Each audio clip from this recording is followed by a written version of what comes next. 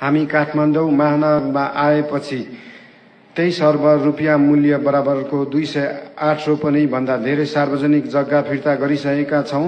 हाम्रो लक्ष्य करिब 2 खर्ब मूल्य बराबरको 1859 रोपनी जग्गा अतिक्रमण मुक्त गराउने रहेको छ। यस कार्यमा सबैबाट साथ र सहयोग प्राप्त हुनेछ भन्ने अपेक्षा राखेका छौं।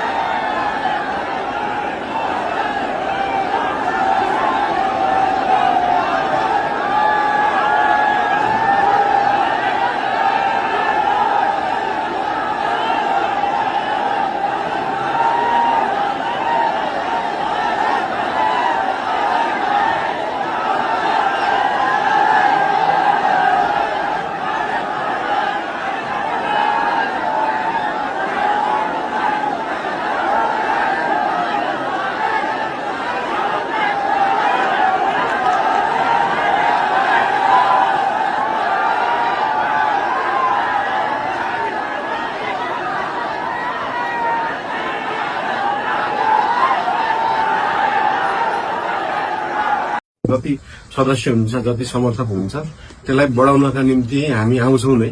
हाम्रो सकभर चाहिँ 165 वटै क्षेत्रमा दौडामा जाने प्लान हो। त्यसमा अभियसली कर्णाली त जानै पर्यो। कर्णाली जति सुन्दर छ, समस्या त्यति नै धेरै छ हैन। त्यो कुरालाई चाहिँ विशेष गरी त्यही हुने नेताले भनौं, लिडरले भनौं, कसैले भनौं, त्यसलाई चाहिँ ग्लोरिफाई गर्दाखेरि स्विजरल्याण्ड जस्तो देखाउने बेलामा चाहिँ सबै अगाडि आयो।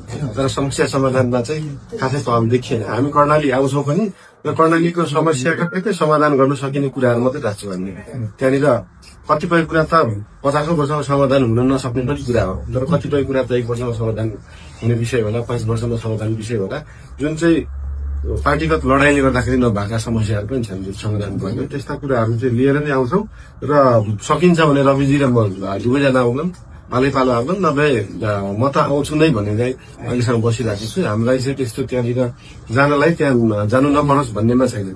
सकभर हामी जान्दै भन्ने छ र गएर त्यहाँनिर त्यो एउटा माहौल बढोस् पनि भन्ने छ, बढ्छ पनि होला। र तपाईहरुले त्यसको लागि साथ सहयोग गर्नु, त्यो साथ सहयोग तपाईहरुले गर्ने आफ्नै लागि हो, त्यो अरु कसैको लागि हैन। त्यही हिसाबले तपाईहरु जानु।